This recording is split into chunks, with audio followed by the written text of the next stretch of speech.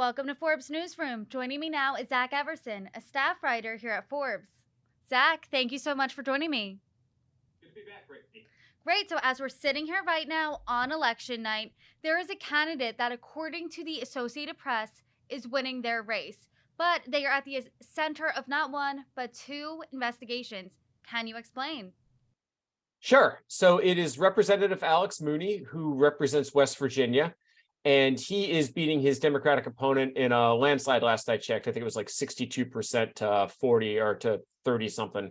And yeah, he is the center of two investigations by the House Ethics Committee. One of them, we do not know what it's about. They just put out a press release saying that they were, as they're required by law, to put out a press release if an investigation goes beyond a certain period of time, just acknowledging that one's taking place, and they did that.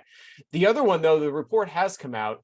The nonpartisan Office of Congressional Ethics found substantial reason to believe that Mooney had used campaign funds for personal expenses, and failed to disclose more than $40,000 in expenditures. And what really makes this interesting is that the expenditures, the personal stuff, it was a lot of small purchases at restaurants in his district for small money. And when they asked him about it, it's just say, hey, what would it be like if you were to say go into a Chick-fil-A? Like you build the campaign for that. Why is that a campaign stop? And he said, well, as I'm waiting for my food, I would talk to my constituents. And I think your expression there said it all. That's not usually going to fly. So The results of that, the ethics committee hasn't announced whether it's done anything on that, but and Mooney has denied wrongdoing, although he did admit to some of the things and corrected them in response to that report. But it was it's some pretty shocking stuff out there. That is pretty shocking. But on the scale of things, how bad is this? In the scale of things, I know.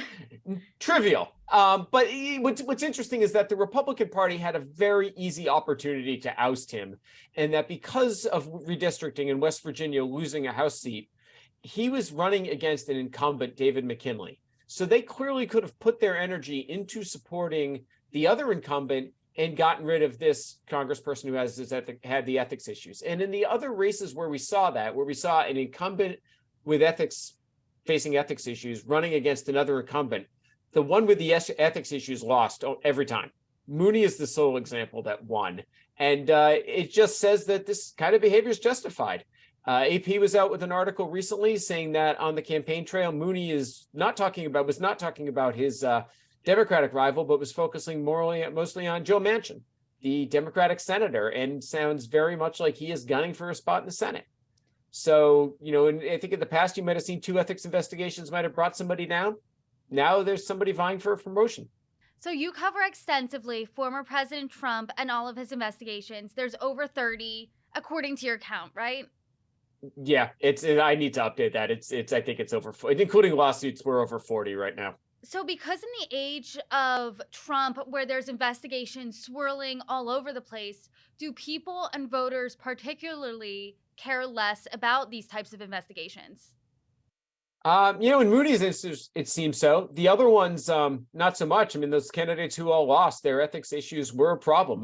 Tom Malinowski right now in New Jersey is at risk of losing his congressional seat because of some stock problems that he had. He did not file a bunch of reports, and that was an issue. Here, with Mooney, it hasn't been an issue. But you're right. It's, what's the big deal about $3,500 worth of visits to Chick-fil-A and Taco Bell when you've got the former president keeping classified documents in his house? So it's all relative. And what type of candidate is Mooney? Is he more centrist, more hard right leaning? Mooney's hard right. Mooney's kind of what you'd expect out of West Virginia. The knock on him is that he's not really from West Virginia. A lot of them consider him more of a Marylander, which again would have hurt him running in a primary against another West Virginia candidate, but it didn't.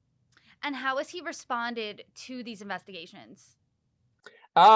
He said there's nothing to him. He made a few corrections. A lot of times you see that with the investigations. There's some easy stuff that they usually miss. They misfiled some reports. They had to correct some statistics, some figures on that, and he copped to that. But the rest of it, he said no, it's not accurate, and they denied the charges. And let's say he wins, could this be something that potentially costs him his seat, or is this a slap on the wrist? It's unlikely. What's most likely right now is the committee's just going to sit on it. Everything's kind of in a holding pattern as well after the ranking member of the committee, the representative from Indiana, died in a car crash earlier, and they've brought in new people. And then the chair of the committee also stepped down. So they're bringing in new people. The committee, it's all members of Congress who are tasked with sanctioning other members of Congress. They're in no rush to do that. And if it's a Republican led House, would they be even more of a, or even less of a rush to do that? The committee split 50-50.